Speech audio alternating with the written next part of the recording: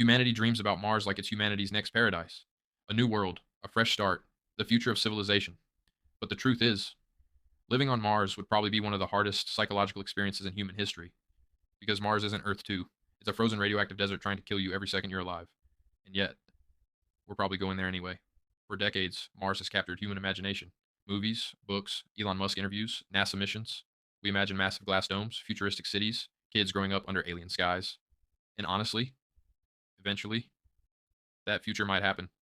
But the first humans on Mars won't live in sci fi cities. They'll live more like astronauts trapped inside a submarine, millions of miles from Earth.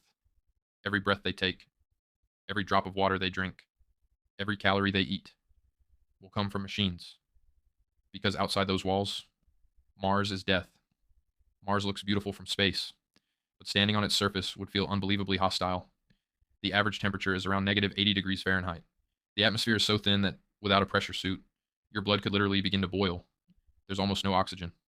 Massive dust storms can cover the entire planet for weeks. And unlike Earth, Mars has almost no magnetic field, which means radiation from space constantly hits the surface. Spending long periods outside protection could seriously increase cancer risks, damage the brain, and slowly destroy the human body. Even gravity becomes a problem. Mars has only about 38% of Earth's gravity, meaning over time, your muscles weaken, your bones lose density, your body literally starts changing. Humans evolved for Earth. Mars does not care. But honestly, the biggest challenge might not be physical, it might be mental. Imagine waking up every day, knowing Earth is millions of miles away. No fresh air, no rain, no oceans, no trees moving in the wind, no spontaneous road trips, no stepping outside at night, just metal walls, recycled air, and endless red emptiness. Even communication with Earth becomes strange. Depending on planetary positions, messages can take up to 20 minutes to arrive. That means no real time conversations, no instant help. If something goes wrong, you're mostly on your own. And then there's the isolation. Humans are social creatures built by millions of years of life on Earth. Mars strips almost all of that away. Researchers studying isolation in Antarctica and underwater habitats already see increased stress, depression, sleep issues, and emotional conflict. Now imagine that, but permanently, on another planet. Daily life on Mars would probably feel surprisingly repetitive. Most people wouldn't be exploring the planet like movie characters.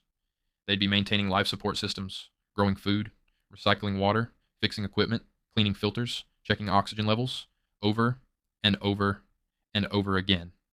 Because on Mars, small mistakes become deadly fast. A tiny crack in a habitat, a failed oxygen system, a damaged greenhouse. Any one of those could kill an entire colony. Even food becomes psychological. Early settlers would probably eat heavily controlled diets for years.